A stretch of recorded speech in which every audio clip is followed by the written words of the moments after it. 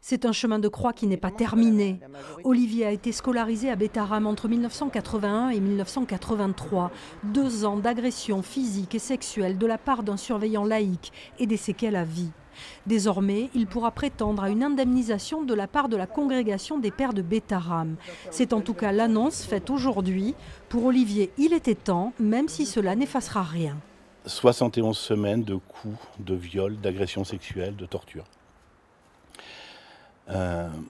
J'ai vécu, ça fait maintenant 1 an et demi que moi j'ai rejoint le collectif depuis février 2024.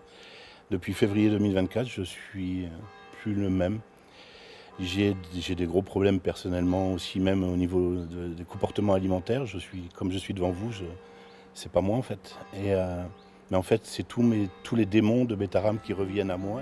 En mars, la congrégation avait reconnu sa responsabilité dans les faits dénoncés. Depuis, des discussions étaient engagées pour indemniser les victimes des laïcs et pas seulement des religieux. Mais pour le collectif des victimes de Bétharram, tout ne va pas se régler avec un chèque.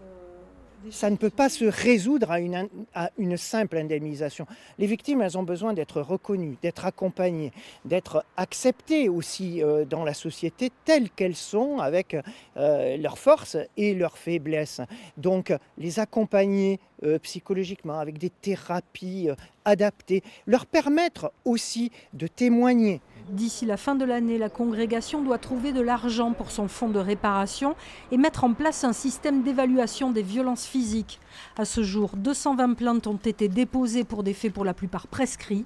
Un ancien surveillant mis en examen pour viol et agression sexuelle est toujours en détention provisoire.